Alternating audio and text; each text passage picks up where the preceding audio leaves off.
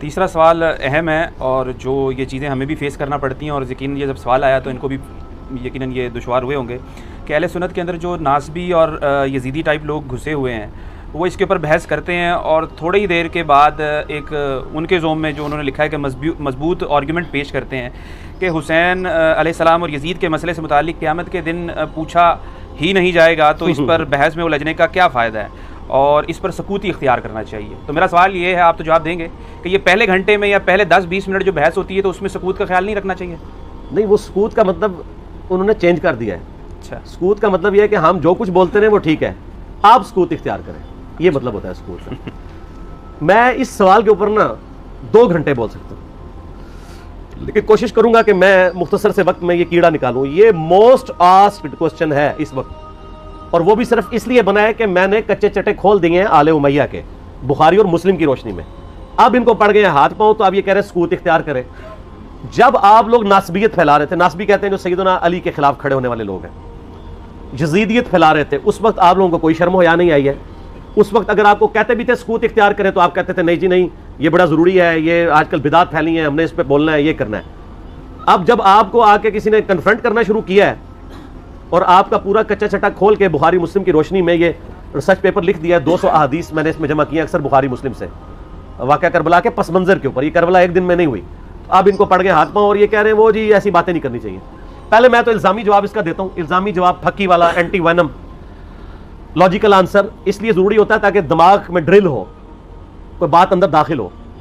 مجھے یہ بتائیں کہ ڈاکٹر ذاکر نائک نے جب 2009 کے اندر یزید کو رضی اللہ عنہ کہا، اس وقت کون کون سے علماء تھے اہل حدیث کے یا دیوبند کے؟ بریلویوں کو بھی تھے لیکن وہ بھی اپنی حاضری لگا رہے تھے، ان کو چھوڑ دیں. شیعہ نے تو بولنا ہی تھا کہ جنہوں نے فرنٹ سے لیڈ کر کے ڈاکٹر ذاکر نائک کو یہ کہا ہو کہ آپ سکوت اختیار کر لیں، کسی نے بھی نہیں کیا، مزہ لے رہے تھے اس کا. ڈاکٹر ذاکر نائک نے جب 2009 میں یہ فتنہ اٹھایا، میں ان کی بڑا احترام کرتا ہوں، آپ کو پتہ ہے میں ان کو پروموٹ بھی کرتا ہوں، علمی اختلاف اپنی جگہ. میں نے جب اس کو کنفرنٹ کیا، اس کو علمی دلائل کے ساتھ جواب دیا، تو یہ سارے ہمارے پیچھے پڑ گئے. یعنی آپ ہمارے سروں پہ جوتیاں بھی مارتے ہیں اور ہمارے رونے پہ بھی بندی لگاتے ہیں. اس کو کوئی نہیں کچھ کہہ رہا. جب ہم نے جواب دیا تو سارے ہمیں کہنے لگے جی آپ سکوت اختیار کر لیں.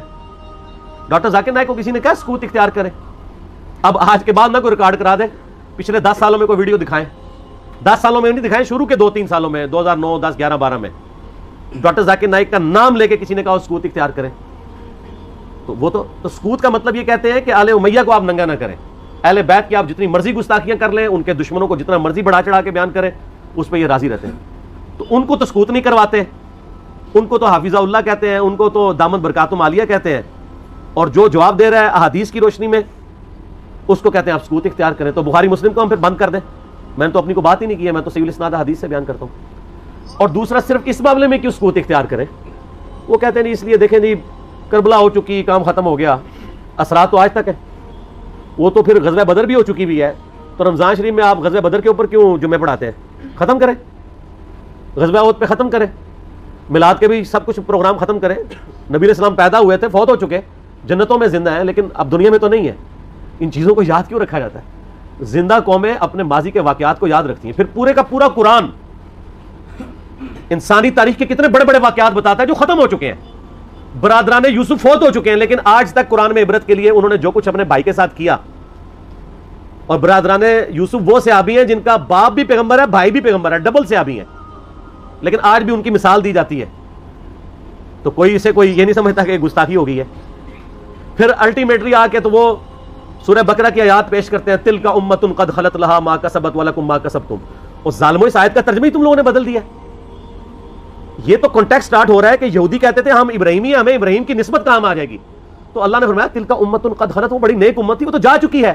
لہا ما کسبت ولکم ما کسبتم، ان کے لیے ان کے نیک اعمال ہیں اور تمہارے لیے تمہارے نیک اعمال ہیں. لہا ما کسبت ہے، علیہا کے ساتھ نہیں ہے. علیہا ہو تو ان کی گناہ کا وبال ان پہ، تمہارے گناہ کا وبال تم پہ.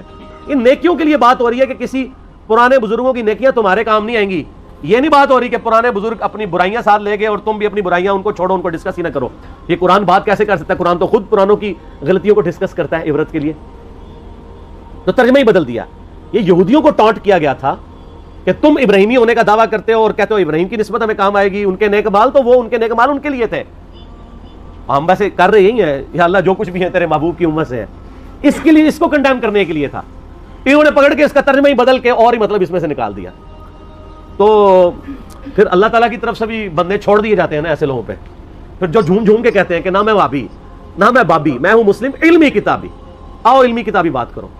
تو ان سے یہ پوچھیں کہ یہ جو آپ دفاع صحابہ کانفرنسز کرتے ہیں, تو قیامت والے دن آپ سے پوچھا جائے گا کہ آپ نے صحابہ کرام کے دفاع کے اوپر کانفرنسیں کرنی ہے کہ نہیں؟ کیوں نہیں ہے کسی حدیث میں آیت میں؟ تو کیوں کر رہے ہیں؟ تو وہ کہیں گے ہاں پوچھا جائے گا. تو ہم بھی کہتے ہیں ہاں پوچھا جائے گا, بالکل پوچھا جائے گا. سورہ تکاثر میں آتا ہے نا ثم لتسألن یومئذ عن النعیم, پھر اس قیامت کے دن تم سے ہر نعمت کے بارے میں پرسش ہوگی. کیٹیگوریکل ہے, جس کو اللہ نے علم دیا نا یہ اس کے پاس نعمت ہے, اس کے بارے میں پوچھا جائے گا علم آگے تک پہنچایا کہ نہیں, اور نہیں پہنچایا ہوگا تو لعنتی ہوگا وہ.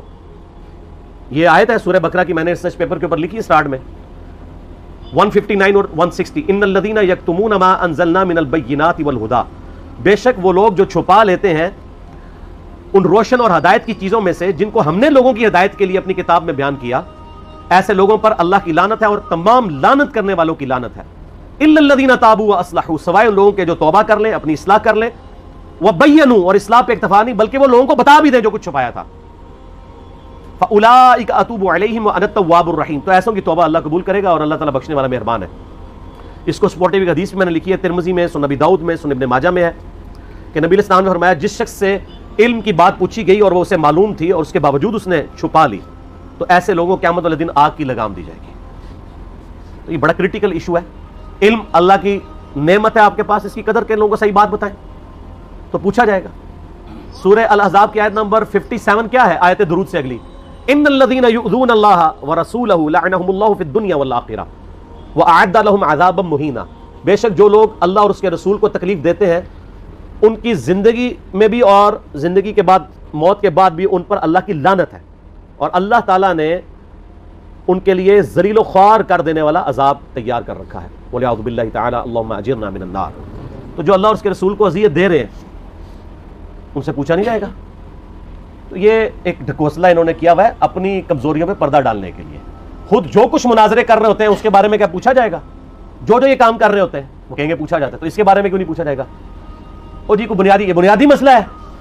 فضائل صحابہ احمد بن حنبل کی کتاب میں 2 روایتیں ہیں صحیح سند کے ساتھ. ایک روایت میں ہے کہ سیدنا علی بن ابی طالب کہتے ہیں, یہ حدیث موقوف ہے اور ظاہر غیبی خبر ہے, نبی علیہ السلام کے بتانے پر موقوف ہے, کہ میری وجہ سے 2 فرقے گمراہ ہوں گے, ایک میری محبت میں غلوف کر کے, ایک میری دشمنی میں غلوف کر کے.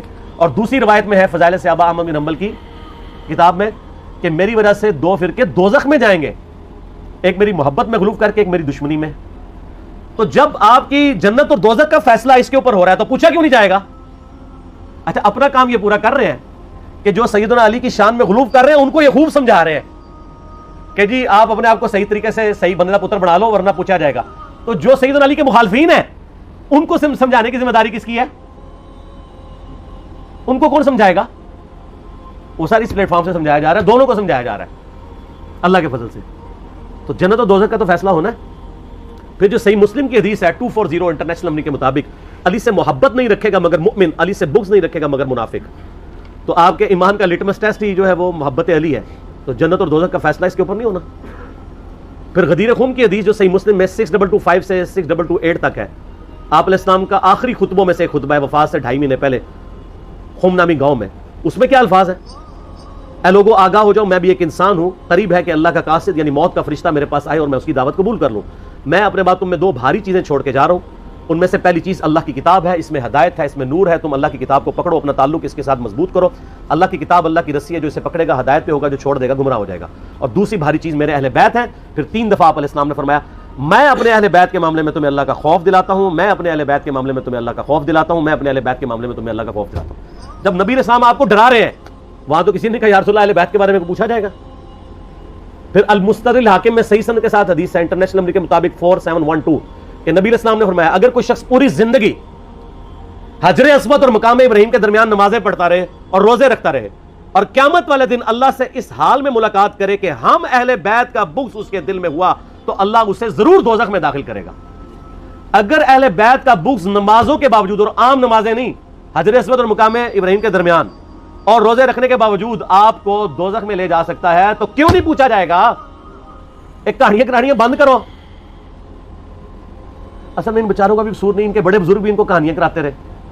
انہوں نے وہی کہانیاں سن کے تو آگے بیان کی. ان کو کیا پتا تھا کہ آگے تو مسئلہ کھڑا ہو جائے گا؟ آگے تو ہر جگہ یہ آواز آ رہی ہے کہ نہ میں وہابی، نہ میں بابی، میں ہوں مسلم علمی کتابی. ان کے تو گاٹے فٹ ہوگی یہ چیز. تو یہ اتنی ساری آیات اور احادیث اس بات کا ثبوت ہے کہ یہ سچائی ہے، اور یہ ثبوت کا صرف آپ کو کہتے ہیں. جو بکواسات کر رہے ہوتے ہیں ان کو نہیں کہتے. مودودی صاحب کے پیچھے پنجے جھاڑ کے پیچھے پڑ گئے، جی مودودی صاحب نے خلافت مملوکیت لکھ کے مصیبت کھڑی کی. اور بھائی جو آپ کے روحانی ابا جی محمود احمد عباسی صاحب منکرین حدیث میں سے تھے، جنہوں نے خلافت معاویہ اور یزید کتاب لکھ کے سیدنا علی کی گستاخیاں کی، حسین ابن علی کی گستاخیاں کی علیہم السلام، اس کے جواب میں خلافت مملوکیت آئی ہے. کہتے نہیں ایویں لکھ دی، ایویں نہیں لکھی، جواب میں لکھی ہے. اور پھر سعودیہ کی فنڈنگ کے بعد یہاں پہ لوگوں نے جب حسین ابن علی کو نیچے کرنا شروع کیا اور یزید کو اوپر اور یزیدی پارٹی کو اوپر کرنا شروع کیا، تو پھر 5B آ گیا.